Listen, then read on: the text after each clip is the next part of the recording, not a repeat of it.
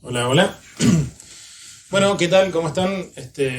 Gracias por venir. En este panel nos vamos a ir presentando de a uno, así que la idea es contarles un poquito un proyecto que venimos trabajando ya hace bastante tiempo, que tiene que ver justamente, como está claro ahí en el título, con la idea de construir alguna forma de archivo en general de software, pero en particular vamos a hablar de algunas cuestiones de videojuegos. Así que bueno, voy a arrancar yo y después le voy a pasar la palabra a mis compañeros, así se presentan y retoman el relato. Mi nombre es Guillermo Crespi, yo soy docente y guionista, soy profesor de guión y de historia de videojuegos, coordino la carrera de desarrollo de videojuegos en la Universidad Scalabrini Ortiz, en San Isidro.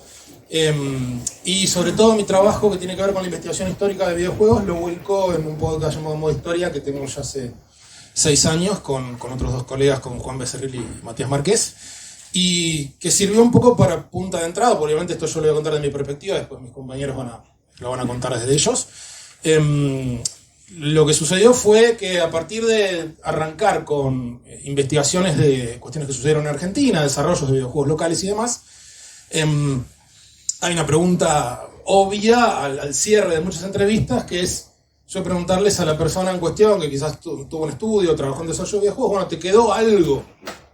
¿Guardaste algo de esa época? Mucha gente contesta, no, tiré todo, y prendimos fuego, vaya a saber, o lo perdí en una mudanza y cosas por el estilo.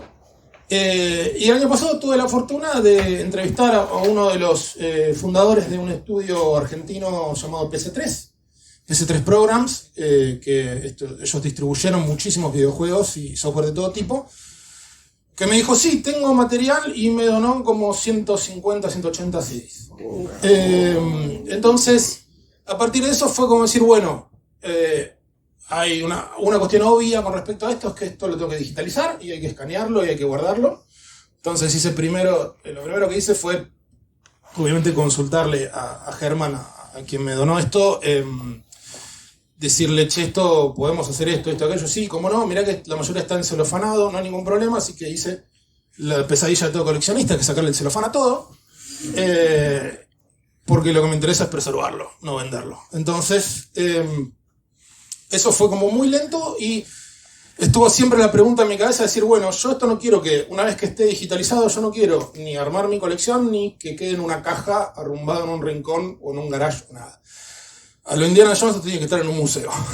Entonces, por suerte ya para ese entonces veníamos charlando con mi amigo y colega que les va a contar. No digo ni tu nombre, así hacemos todo suspenso. ¿Quién es este muchacho? Va a decir la gente.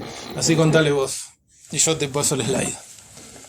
Lo malo de hablar después de Guille te deja la vara muy alta. Y él está acostumbrado a hablar, así que bueno. Bueno, mi nombre es Pancho Manera, no es mi nombre, pero me dicen Pancho, así que si me dicen Francisco, mucha bolilla no les voy a dar. Soy de Bahía Blanca, la República Separatista de Bahía Blanca.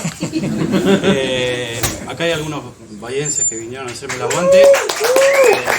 Hay buenos desarrolladores en Bahía Blanca. Soy licenciado en Ciencias de la Computación por la Universidad Nacional del Sur, y además soy cofundador del Museo de Informática Espaciotec, que en este momento es el Museo de Informática interactivo más grande de Latinoamérica. Un ratito de chivo, por favor. Este año tuvimos la suerte de recibir una donación grande de lo que fue el Museo de Informática de la República Argentina, que estaba en Cava. Pero bueno, nosotros tenemos una trayectoria de hace algunos años y esto se suma. Arrancamos con un proyecto de ONG ambientalista a la que nos sumamos coleccionistas, cosa que a Guille mucho no le gusta, pero yo soy uno de los coleccionistas buenos, creo. Así que básicamente Espaciotec nació como un proyecto de reciclado en su momento, donde se acumuló material retroinformático que algunos vieron que tenía valor histórico, y después nos sumamos algunos coleccionistas locales. Arrancamos 3 personas, ahora somos 40 voluntarios en Bahía y en el resto del país. Y una de las ideas que tuvimos siempre como museo era justamente hacer trabajo de museo, y eso también implica hacer trabajo de archivo.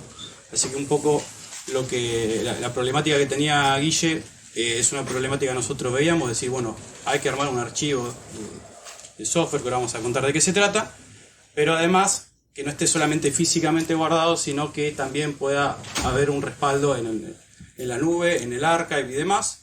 Y ahí es donde se suma nuestro amigo Matías, que ya venía desarrollando algo, así que bueno, le voy a pasar el pie para que cuente un poco en qué venía trabajando y cómo de alguna forma nos nuclea a nosotros tres en este proyecto. Bueno, buenas. Creo que si cierran los ojos y lo escuchan ahí ya es como escuchar un podcast. Sí, Sonará así igual. sí. Cierran todos los ojos. Sí, si cierran todos los ojos y lo escuchan ahí ya es un podcast. O sea, que diga Michael. Claro. Bueno, mi nombre es Matías, yo soy programador, docente, más tirando la parte técnica. Vengo laburando en esto del archivo hace más o menos 2 años por cuenta propia. Arranqué con los CDs que ya tenía, fui comprando cosas. Hoy en día está medio complicado conseguir. Hay gente que le pone precios irrisorios a CDs de shareware que ahora vamos a mostrar. Pero bueno, fui consiguiendo algunas cosas y las fui subiendo al archive.org, que es una plataforma de archivo que no se enfoca en videojuegos ni software, pero es un poco de todo. Y me pareció como el mejor lugar para arrancar. Tuve la suerte de que me hicieron una nota para la revista Replay, y de ahí es donde me contactó Guille, y ahí es como que arrancamos, formamos el grupo y arrancamos con esto de el archivo. Sí. La primera pregunta es que está bueno responder es por qué necesitamos un archivo o por qué lo estamos haciendo. Como primer punto ahí pusimos recopilar, ordenar y curar información. Si bien hay mucha gente en Argentina que viene trabajando en temas de archivo, de software, de videojuegos, está todo muy como desperdigado por un montón de lugares. Mucho en foros, mucho en comunidades, o páginas web que ya dejaron de existir, o está subido a servicios que ya no funcionan más, los links están caídos. Entonces está como medio separado o está muy desordenado el tema de, bueno, qué cosas hay, dónde vamos a buscarlas, qué existió y todo eso. Es necesario ordenar toda esa información porque la verdad es que hay mucho, no solamente de disquetes, de CDs, hay cassettes, hay un montón de cosas para ordenar, y ahí es cuando se nos ocurrió, necesitamos un lugar que nos permita ordenar todo esto de tal forma que lo podamos archivar y que no se pierda. Esa es la idea fundamental. Conservar y preservar va por el mismo lugar. Muchas de las cosas que estamos encontrando o que existen, que sabemos que existen, están en medios físicos que con el tiempo se degradan. Y estamos hablando de disquetes de los 90s o anteriores, que tenemos que actuar rápido para conseguirlo. Y es muy probable que haya muchas cosas que ya no estén más, porque son cosas que se tiran o son CDs que se usan para hacer artesanías. Entonces la idea es agruparnos y tratar de buscar eso, de conseguir eso. Y el último punto, que acá es donde entra el museo, como gran parte, es tratar de poner al alcance de todos todo esto que estamos archivando. No solamente en una plataforma web, que ahora lo vamos a ver, sino en un archivo físico. Que haya un lugar, como es el museo, en Bahía Blanca, donde podamos ir y visualizar y ver las cajas, ver los diseños, ver qué cosas se imprimían o se desarrollaban en esa época. Estamos hablando de videojuegos, pero también puede ser software, puede ser lo que sea.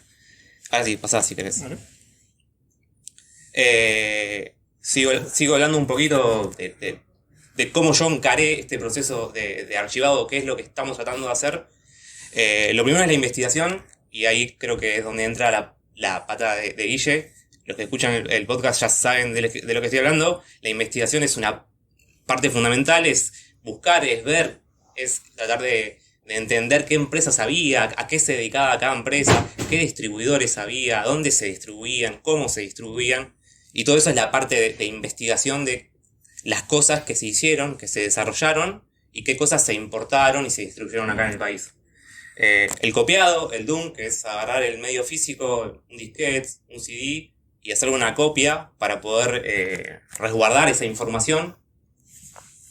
Después está el escaneo, que es la parte más de la parte visual, de poder resguardar los diseños, los colores, las cajas, todas esas cosas que venían con los medios. Muchas veces los CDs venían impresos y esos diseños eran hechos acá, no eran cosas que se importaban. Entonces eso está bueno, resguardarlo y mantenerlo. Y por último, que es la parte más importante, o lo que necesitamos hacer, o lo que queremos hacer, es la conservación, es que eso quede resguardado y que se pueda ser utilizado por quien quiera entenderlo o analizarlo o solamente estudiarlo y usarlo y jugar los juegos. Hay muchos juegos. La idea de esta charla es también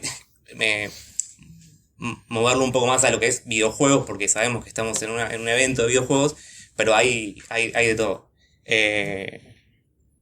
Bueno, y de ahí nació, si querés cambiar, el archivo histórico del software argentino, que es esta idea que les estuve contando, que estamos armando, que estamos empezando a hacer funcionar. Ese es el logo, sí, y está el nombre. Sigo yo, ¿no? Sigo yo y ya me callo y lo dejo hablar ahí ya. Vas vos. Bueno. La estrategia tecnológica es un poco compartirles rápidamente qué es lo que estamos tratando de hacer. Lo primero y principal es definir estándares y guías. La idea es que este sea un proyecto no cerrado, sino abierto, que cualquiera pueda participar. Y definiendo estándares y guías, podemos hacer que cualquier persona que siga esos estándares y esas guías pueda generar contenido que sea archivable o que tenga la calidad que queremos que tenga. Utilizar herramientas que ya existen. Esto es, no queremos reinventar la rueda, estamos utilizando una plataforma dentro de la web y la idea es que se mantenga dentro de la web, usando herramientas que ya existen y no desarrollando cosas nuevas. Acá hay una parte técnica que fue todo el desarrollo del archivo en sí, de lo que ya hoy existe. Apoyarnos en proyectos existentes, lo mismo, apoyarnos en el archive, apoyarnos en proyectos que se dedican al archivado desde otras perspectivas, tal vez más desde la recreación de videojuegos o recreación de contenido, que a nosotros no nos interesa. Nos interesa más la conservación y que eso quede en algún lado, que no se pierda. Y procesos automatizados en lo que podamos, en lo que más podamos, para poder... es un trabajo que lleva mucho tiempo, no solamente el escaneo, sino el hacer el copiado. Los disquetes de 3, los disquetes de 5, todos son distintos, los CDs son distintos. Entonces es un montón de procesos que hay que hacer y que tienen que estar medianamente automatizados para que no sea un trabajo que no termine nunca más. Porque hay muchas cosas, hay muchísimos CDs, muchísimos disquetes, muchísimos cassettes para archivar y es necesario que sea rápido. Listo, me callo. ¿A vos? Bueno, pasamos a la parte que más me gusta a mí, que es un poco visualizar o poner en contexto la cantidad de plataformas, medios y formatos que están ligados a la historia del software, porque por ahí si pensamos en juegos, software, por ahí pensamos en CD, pero acá tenemos 40 años de historia y es todo un mundo. Todo un mundo, tenemos distintos tipos de medios físicos, distintos tipos de sistemas operativos, distintos tipos de arquitecturas de computadoras, que en muchos casos se solapan, pero en muchos casos completamente distintos. Y estamos hablando de distintos tipos de medios. Obviamente si yo muestro esto, todos lo van a conocer. O si usted no lo conozca, lo veo porque usó el icono de guardar en el Word. Esto lo conocen, algunos acá sí, y acá lo voy a matar. ¿Y esto? Bueno, esto es un disquete de 8 pulgadas. Así que esto es un poco para mostrar solamente una parte de la complejidad técnica y la cantidad de variaciones que podemos llegar a encontrar en las distintas plataformas. Y luego les voy a contar un poco qué herramientas y qué hardware y demás se usa para este tipo de cosas. Entonces, justamente, ¿cómo leemos todo esto? Hay distintos enfoques. La idea es no ser demasiado técnico, pero quiero un poco visualizar. Una opción es usar hardware 100% vintage, o sea, agarrar alguna computadora antigua, por decirlo de alguna manera, y usar eso. Otra es usar hardware moderno. Por ejemplo, para el caso de rescatar CDs, todavía se siguen usando los CDs en menor medida. Se pueden usar computadoras modernas para leer CDs. Después hay soluciones híbridas, que es básicamente usar interfaces modernas con alguna componente antigua. En particular, En el caso de los disquetes, que por ahí es el caso donde yo en lo personal estoy más involucrado desde lo técnico, hay hardware especializado. Hay dos proyectos conocidos, uno es Kiloflux y el otro es Grease Whistle, que básicamente lo que hacen es permitir usar una disquetera en una computadora moderna, leerlo a bajo nivel y después, mediante software, decodificar eso y decir, bueno, esto que acabas de leer en realidad es de tal plataforma. No es tan trivial, generalmente no funciona y hay que hacer alguna cosa, pero bueno, es una de las tantas cosas que hay, y por suerte hay un montón de proyectos abiertos, otros no tanto, pero por suerte hay muchos proyectos abiertos. Y hay mucho desarrollo de esto, sobre todo en preservación de software en Europa. Así que nada, hay un montón de proyectos de nosotros estamos tomando ideas y aplicándolas concretamente para rescatar software. Y un poco dónde entramos nosotros como museo. Bueno, nosotros hay una cosa que tenemos, es que tenemos un museo interactivo, un museo vivo donde las máquinas funcionan. Que dicho sea de paso, el 90% de nuestra oferta de software es juegos. Ya que estamos en un evento de videojuegos, obviamente la gente va al museo y quiere jugar a los jueguitos, que para nosotros no es algo menor. El videojuego es muy importante, porque de alguna manera lo usamos para mostrar la evolución de la tecnología. Y esa cuestión de tener máquinas funcionando hace que tengamos hardware real listo para leer, hardware real preparado para leer medios antiguos. Entonces, nosotros en base a esto lo que estamos haciendo es, estamos armando un pequeño laboratorio de archiving de software con distintos aparatos, software y distintos tipos de computadoras para poder leer la mayor cantidad de medios. Es un desafío grande, pero tenemos una suerte nosotros que tenemos mucho fierro. O sea, tenemos mucho fierro y además en estos años hemos desarrollado un equipo técnico bastante interesante con gente de allá, de electrónico, gente de sistemas y voluntarios de distintas áreas que se están sumando también para poder aportar a lo que tiene que ver con el archivo del software. Y tenemos también la suerte de contar con distinta diversidad de formatos, o sea, si hay que hacer pruebas tenemos cintas, tenemos disquete, tenemos cassette. Por ahí, los que no conozcan, en los 80 se usaban cassette de audio para grabar software. Y si no, escuchen el podcast de Guille que lo cuenta muy bien. Y además, como museo, nuestra idea es que a futuro esto sea la sede física del archivo. O sea, va a haber una contraparte en la nube, en Archive, como se quiera decir, pero también la idea es que se pueda acceder o saber que existe un respaldo físico, o sea, el ítem real, literal, en un lugar que sea un archivo. O sea, que el museo cumpla la función del museo. Les voy a dar algunos ejemplos en particular del material que estamos tratando de recopilar, sobre todo del lado de videojuegos, por supuesto.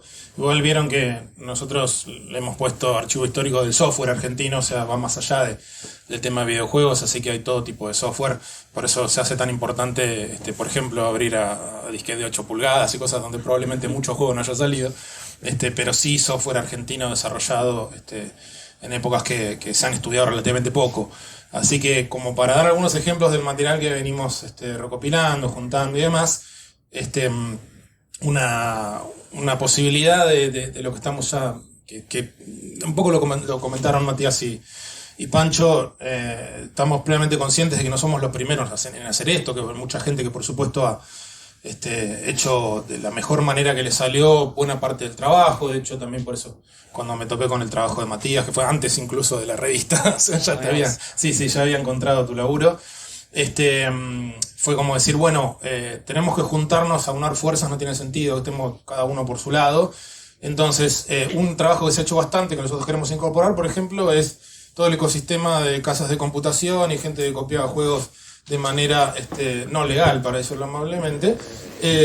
Tenía toda una serie de elementos que no eran necesariamente parte del juego, pero sí es una cuestión muy de la idiosincrasia nuestra de ese momento, donde hay muchísimas intros o cracktros, como se les suele llamar, de casas de computación, y es algo que se ha hecho bastante trabajo de preservación, y de hecho por eso también nosotros venimos un poco en representación de un grupo más grande donde nos acompañan Hernán Meroldo, Sebastián Gurbich, Sebastián Ro también del museo, Carlitos Rienzi, Ali Cura, o sea, no sé si me estoy dejando a alguien afuera, recuérdenmelo.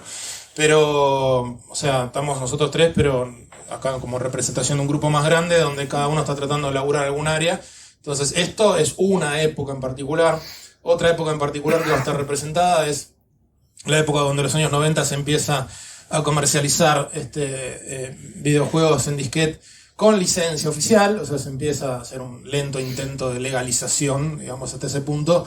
Entonces ahí entran, por ejemplo, juegos que ustedes seguramente conocerán, como Wolfenstein 3D, en cuanto a ejemplos de lo que se llamaba shareware, un método de distribución que implicaba ofrecer una parte gratis. Bueno, eso también tuvo, digamos, licencias oficiales en Argentina, y se vendió con sus blister y bueno, todo ese tipo de cuestiones es lo que estamos tratando de rescatar también. Entonces hay algunas cosas que son más conocidas y que incluso en la web pueden rondar algún que otro ripeo. Lo que tratamos de hacer es tratar de buscar un cierto estándar de cómo está preservado y escaneado y demás. Porque, por ejemplo, seguramente ustedes habrán oído hablar de que hay un montón de juegos de un personaje llamado Yo Matías. Probablemente no sepan que 2 de esos juegos salieron en España. Esas 2 cajas son de las versiones españolas de Yo Matías, que tienen la única diferencia en la caja básicamente es un logo, pero esas son versiones españolas. Y gracias a el trabajo que viene haciendo Matías por su lado y Pancho en el museo y el equipo y demás, yo por el lado de entrevistas que vengo entrevistando a la gente que hizo estos juegos, ya hice cerca de 25 entrevistas que todavía no salieron en ninguna parte. Y la mayoría de gente que no habló nunca hasta ahora, lo tenían encerrada, amordazada. No habló nunca para un medio. Por ejemplo, se copan y nos han acercado a este tipo de cuestiones y por eso el software puede ser que sea el mismo, pero el packaging también es importante. Recordar que en Argentina también se vendieron juegos en caja y demás. O incluso en algunos casos puede rescatar software que hasta este momento se considera perdido, como por ejemplo, para seguir en la misma línea, si bien la mayoría conoce que un montón de juegos de Yo Matías, en particular hasta ahora estaba perdido, y lo pudimos rescatar. Es un juego que sale en el año 2004 como una campaña de prevención por cuestiones ecológicas y de prevención en contra de los roedores en la ciudad de Buenos Aires. Se repartió de forma gratuita y demás. Y se sabía de la existencia de este juego, ustedes van a encontrar en foros que está, pero que falta, bueno, pudimos hablar con la gente que lo desarrolló, y está digitalizado, y está escaneado, y está preservado, y está funcionando. Y lo jugamos y todo. Gané el Rataplan, soy el primero en ganar el Rataplan en 21 años de la República Argentina. Otra cosa que también, de hecho, tuvimos oportunidad de hablar hace no mucho en el podcast, en Modo Historia, es otro juego que en realidad no es exactamente un juego, es casi una especie de curso de magia encubierto con una serie de imágenes en 3D de un castillo y un montón de video. Bueno, extraño ejemplo de multimedia argentino llamado Magia 3D, también lo recuperamos y escaneamos y digitalizamos y todo eso va a estar. Y también como para que quede claro que no lo estamos cerrando exclusivamente al programa y a su packaging y demás, la idea es que también sirva como archivo de todo tipo de material. O sea, esto por ejemplo son fotos que escaneé de la colección de Eduardo Goiman, que es el fundador de Edusoft, un distribuidor muy importante de videojuegos en Argentina en los 90, 2000 y demás. A lo que tiene a la izquierda es en septiembre del año 96, es Computación 96 en la Rural. Es el stand de Edusoft, hay un montón de fotos que pudimos recuperar de ese lado. Lo de la derecha es Eduardo Goiman, fundador de Edusoft, junto con Eric Gómez de GT Interactive, que son los distribuidores, en ese caso de Unreal, para Latinoamérica, en la presentación del lanzamiento de ese juego en el año 98. Bueno, todo ese tipo de material también nos interesa que sea realmente un repositorio de material de archivo de todo lo que podamos rescatar, que esté alrededor, digamos, no solamente de los programas mismos. Y eso también implica hacer, dentro de lo que a nosotros nos sale, más artesanal o folclórico que otra cosa, también tratar en el caso sobre todo de los escaneos, de limpiar todo lo que salga, porque obviamente el material no todo se consigue de una manera perfecta, que no tenga, muchas veces nos llegan cosas que están destrozadas. Entonces la idea es tratar insisto, no es nuestra especialidad, pero con el esfuerzo que nos sale, restaurar, entre comillas, esto como para que quede lo más cercano a lo que fue en su momento, digamos, comprarlo nuevo. Así que esos son algunos ejemplos del trabajo que venimos haciendo y que nuestra intención, digo, como para comentar esto, la idea es hacer una presentación del proyecto. La página web existe, ahora le vamos a pasar todo esto, pero bueno, lo tenemos en pausa porque lo que queremos hacer es ir lanzando material de a poco, en lugar de tratar de tirar como una especie de aluvión todo junto, donde en general todo el mundo se pierde. Lo que esencialmente queremos hacer es tenemos una enorme cantidad de material digitalizado, una enorme cantidad de material por digitalizar, y queremos ir lanzándolo de a poco y acompañándolo con algo que sea algún tipo de artículo o un episodio del podcast o algún artículo en la página del Museo Espacioteca, o sea, algo que sirva para contextualizar y no simplemente decir, bueno, tirar 250.000 CDs que durante una semana van a decir, uy, qué lindo, y después se van a olvidar. La idea es que obviamente también sea una puerta abierta para todos los que quieran colaborar, más vale, porque es tratar de reconstruir todo lo que se pueda. No sé, Mati, si querés comentar un poco de lo que se armó de la página. Bueno, lo que ven ahí es un poco la interfaz o la plataforma web que estamos desarrollando. Ya está bastante avanzada, se puede encargar, se puede editar información, se le puede asignar un montón de cosas a cada ítem que vamos archivando. Y la idea es que esa plataforma es la que sea la parte pública o la entrada pública al archivo, que de ahí se pueda descargar, se pueda visualizar, se pueda emular. Hay muchos juegos que van a ser hoy en día con la capacidad que tenemos en la web. Podemos emular juegos de DOS, podemos emular juegos de Amiga, de Commodore. Todo eso se va a poder hacer desde esa web. De nuevo, lo repito porque es importante para nosotros, esto no es un proyecto cerrado. Es importante para nosotros y para el que quiera participar sentarnos a definir estándares. Hay un montón de cosas que ya tenemos definidas, pero faltan un montón más.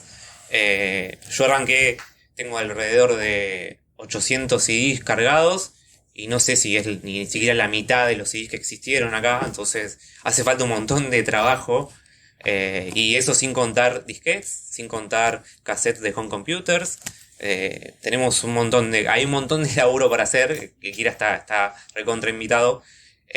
Por eso también primero es hablar de estándares, hablar de guías, hablar de, bueno, cómo se escanea, cómo se hace un DOM, cómo se copia un disquete, cómo se copia, bueno, todo eso es lo que estamos tratando de hacer.